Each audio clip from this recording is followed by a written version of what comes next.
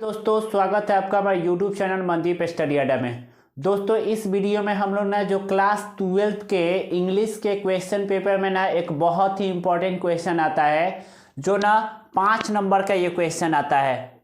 5 number यानी इस प्रश्न का आप आंसर देते हैं ना तो आपको ना 5 मार्क्स मिलेंगे। और वो भी दोस्तों ना इस प्रश्न का जो आंसर है ना वो ना आपको ना 100 से 120 वर्ड्स में लिखना होता है। यानी इस क्वेश्चन का आंसर ना आपको लिखना है कितना वर्ड में, तो 100 से 120 वर्ड में लिखना है इसको।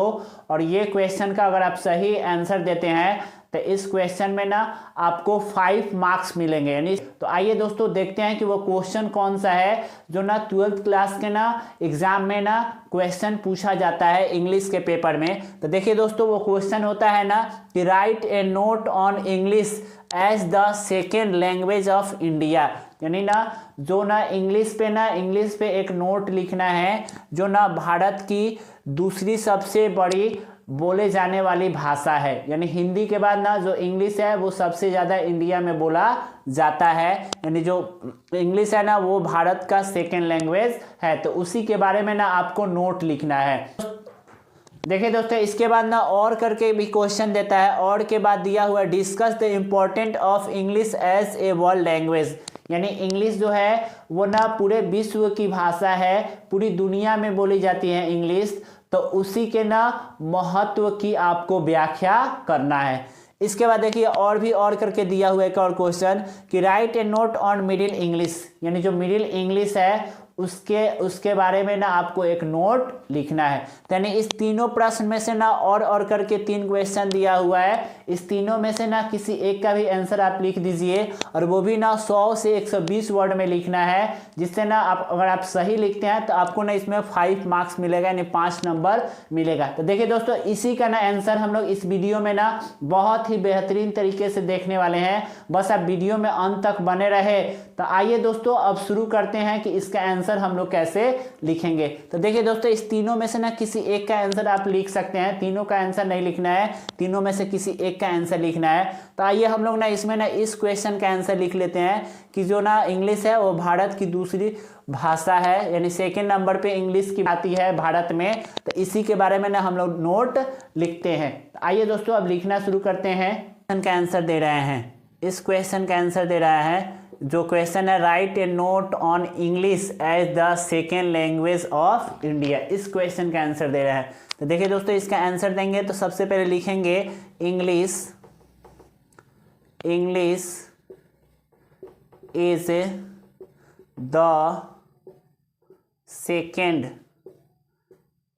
The second language of India. English is the second language of India. देखिए दोस्तों सबसे पहले शुरू करेंगे ना हम लोग ना लिख रहे हैं कि इंग्लिश जो है ना वो भारत का दूसरा भाषा है, यानी दूसरा ऐसी भाषा है जो सबसे ज़्यादा इंडिया में बोला जाता है। दोस्तों इतना लिख दिया। अब इसके बाद लिखेंगे ना it is not our native language. यानी यहाँ लिखेंगे it is not our native language. यानी जो इंग्लिश है ना वो हमारा जो इंग्लिश है ना दोस्तों, यानी इसका अर्थ हो जाएगा जो इंग्लिश है ना वो हमारा भाषा नहीं है। इसके बाद लिखेंगे दोस्तों it is the language of science and commerce. It is the language of science and commerce. यानी ये जो इंग्लिश है ना, इंग्लिश जो भाषा है वो विज्ञान और कॉमर्स का भाषा है। इंग्लिश इज द लैंग्वेज, यानी इंग्लिश इज द लैंग्वेज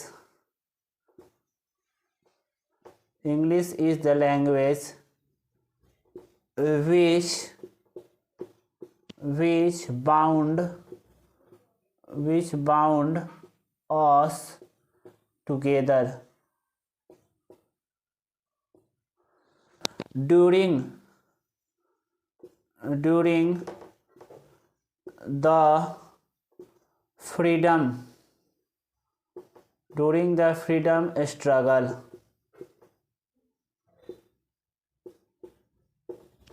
देखिए दोस्तों, यानी इंग्लिश एक भाषा है जो ना हमें एक साथ बांध कर रखता है। अपने काम के लिए हम लोग ना जब संघर्ष करते हैं तो अंग्रेजी ही एक ऐसा भाषा है जो हम सभी को ना एक साथ बांध कर रखता है। लिखेंगे it is the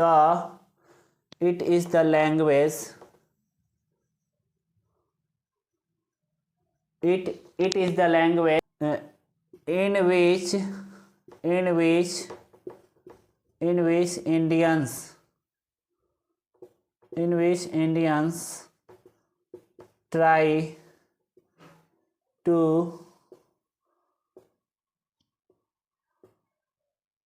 make themselves proficient। तो यहाँ मैंने लिखा it is the language in which Indians try to make themselves proficient, यानी यह एक भाषा है जिसमें ना भारतीय जो है वो अपने आप को ना कुशल बनाने में प्रयत्न कर रहे हैं या अपने आप को कुशल बनाने में ना कोशिश कर रहे हैं। यानी प्रोसिफिएंट का हिंदी जो होता है ना वो होता है कुशल या प्रवीण। इसके आगे दोस्तों लिखेंगे as a link language as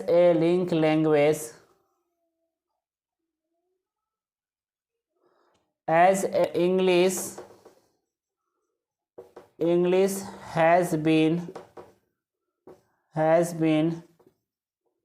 bringing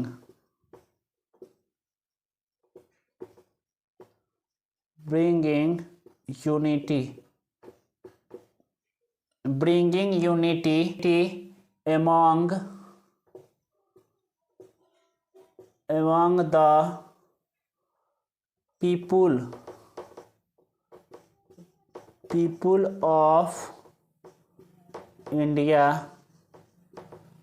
among the people of India, speaking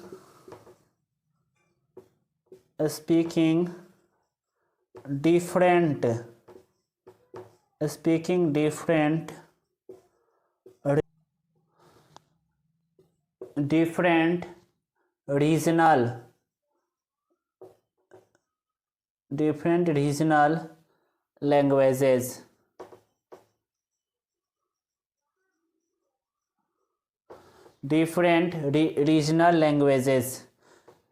तो देखिए दोस्तों, ये जो यहाँ से मैंने लिखा है as a link language English has been bringing unity among the people of India speaking different regional language, यानी भारत में जो लोग हैं ना वो जो विभिन्न धर्म के हैं या विभिन्न भाषा को जानने वाले हैं, लेकिन इंग्लिश एक ऐसा भाषा है जो उन सबको ना एक साथ जोड़कर रखा है। यानी मोर Indian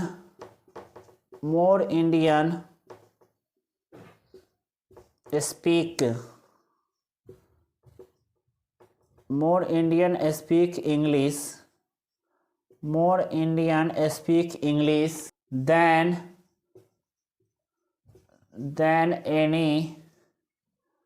than any other language, then with the sole exception of Hindi. देखिए दोस्तों यहाँ मैंने लिखा है more Indian speak English than any other language, यानी अधिकतर जो यानी बहुत अधिक ऐसे भारतीय हैं ना जो अंग्रेजी बोलते हैं, यानी अन्य जो भाषा है ना उससे अलग, यानी दूसरा जो भाषा है, क्योंकि भारत में ना विभिन्न प्रकार की भाषाएं हैं, लेकिन ना वे लोग अन्य भाषा से अधिक ना अंग्रेजी बोलते हैं। With the sole exception of Hindi, यानी हिंदी जो एक ऐसा भाषा है जो ना सबसे अधिक भारत देश में यानी हमारे देश में सबसे अधिक भाषाएं जो बोली जाती है, हमारे देश में जो सबसे अधिक भाषा बोली जाती है वो हिंदी है। लेकिन हिंदी के बाद ना सबसे ज़्यादा जो भारतीय हैं ना वो इंग्लिश बोलना पसंद करते हैं, इसलिए जो इंग्लिश है ना वो हमारा दूसरा भाषा है, यानी हमारे देश का ना दूसरा भाषा इंग्लिश है। तो देखिए दोस्तों, यही इस क्वेश्चन का ना सही आंसर हो जाएगा। ठीक है दोस्तों, ऐसे अगर आप आंसर लिखते हैं ना तो आपको एग्जाम में ना पूरा 5 में 5 अंक मिलेंगे और ये ना 100 और 120 के बीच में भी हो जाएगा वर्ड्स। दोस्तों ये क्वेश्चन ना बहुत ही इंपॉर्टेंट है, ये आपके एग्जाम में ना ज़रूर आएगा, पूरा 100% गारंटी है कि आएगा। और जो ना 5 नंबर का आता है, तो ऐसे अगर आप इसका आंसर लिखते हैं ना तो आपको 5 में 5 मिल जाएगा। तो देखिए दोस्तों, अगर आप मेरे चैनल पर नए हैं तो मेरे चैनल को सब्सक्राइब कर लीजिए और वीडियो पसंद है तो वीडियो को लाइक कीजिए और कमेंट करके ज़रूर बताइए कि आपको ये वीडियो कैसा लगा। थैंक यू दोस्तों।